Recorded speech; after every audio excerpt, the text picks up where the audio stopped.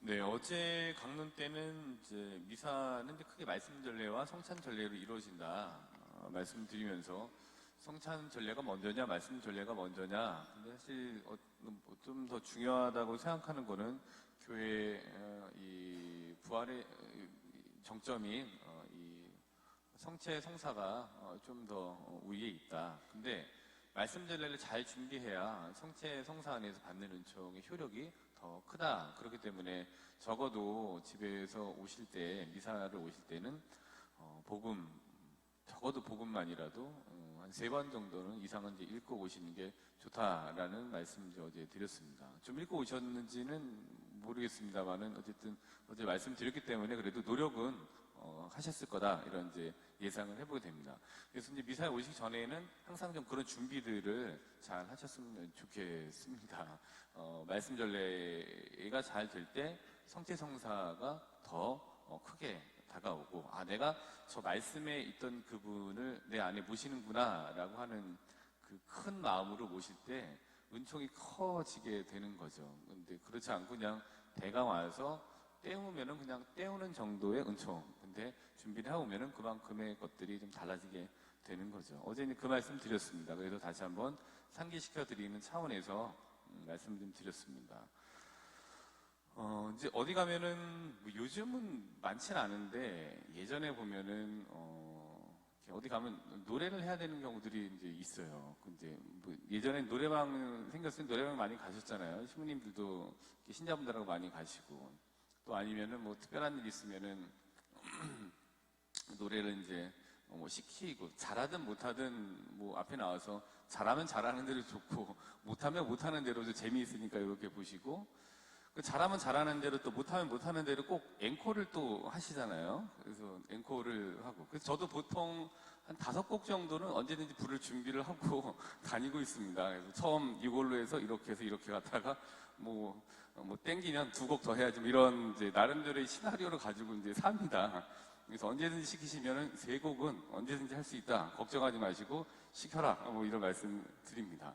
근데 앵콜을 시키는 이유는 그만큼 이제 그 분위기가 좋기 때문에 이제 하는 거잖아요. 이게 잘하고 못하는 걸 떠나서. 그래서 조금 더 그 분위기를 이어가고 싶기 때문에 우리가 이제 앵콜을 하는데, 그 앵콜이라는 게 이제 불어잖아요. 그래서 이제 다시 한번 이에 덧붙여서 뭐 이런 뜻을 가지고 있는 게 앵콜인 거죠. 그래서 이 노래에 덧붙여서 다시 한번 또 해봐봐, 이 노래에 덧붙여서 한 곡 더 해봐봐 라는 게 이제 앵콜에 있는 겁니다.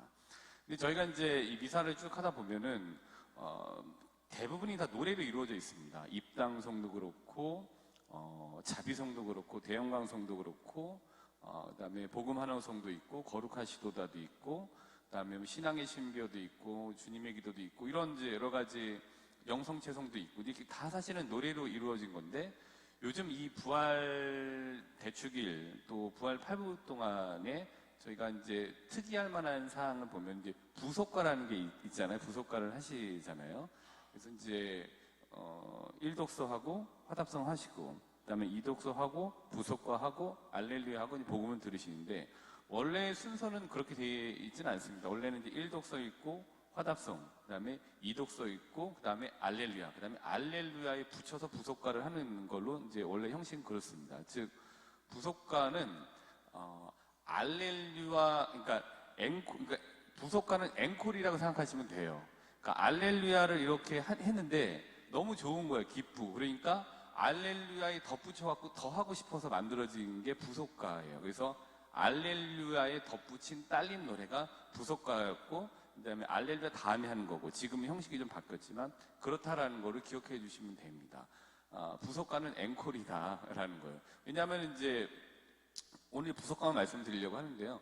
그 부속가의 내용 자체가 오늘도 이렇게 보셨습니다만은 굉장히 그 파스카의 기쁨, 그다음에 파스카가 어떻게 이루어졌고 하는 것에 대한 그 교리적이고 이 교회에서 얘기하고자 하는 것들을 잘 표현해 놓았기 때문에 이 부속가를 이제 부릅니다.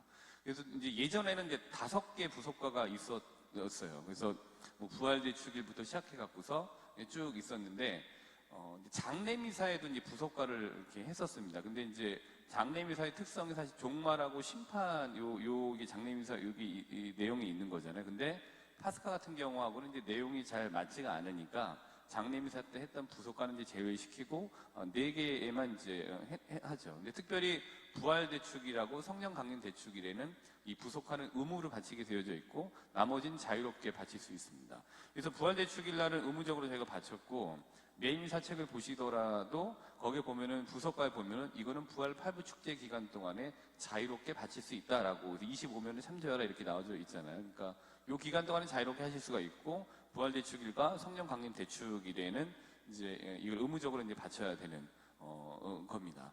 근데 이제 이 부활 이 내용 자체에 보면, 왜냐하면 부활 같은 경우에는 신앙의 핵심이 여기에 담겨져 있는 거고, 성령 강림 대축일 같은 경우에는 교회가 바로 그 성령 강림 대축이 성령 강림을 통해서 교회가 세워졌던 근간이 됐기 때문에 두 개 이제 여기에서 의무적으로 이 부석가를 바치게 되어져 있습니다.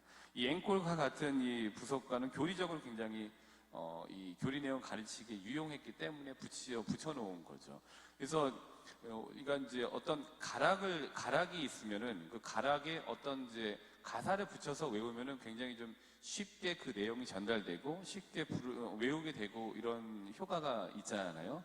부석화도 마찬가지로 이 그날 중요하다고 생각됐던 축일의 전례를 거기에 따른 교리를 효과적으로 가르치는데 굉장히 유용했기 때문에 부석가가 이렇게 만들어져서 지금까지 이렇게 불려지고 있다라고 이제 생각을 하시면 됩니다. 그래서 우리가 이제 부석가를 바칠 때에는 기뻐서 바치기도 합니다만은 알렐루야의 여기 이 흥에 조금 여운을 조금 더 잘 살리기 위해서 바친다라고 생각하시면서 부석가를 바치시면은 조금 이랬구나라는 이해를 통해서 부석가의 의미를 조금 더 새롭게 좀 보실 수 있을 것 같습니다.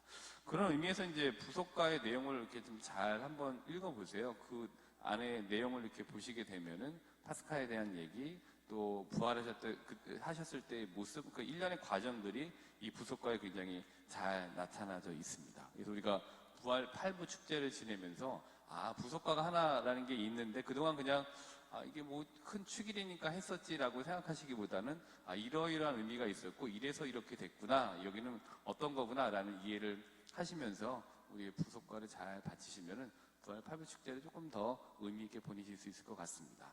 부석가의 의미를 잘 새기시면서 부활 8부 축제를 기쁘게 보내도록 합시다.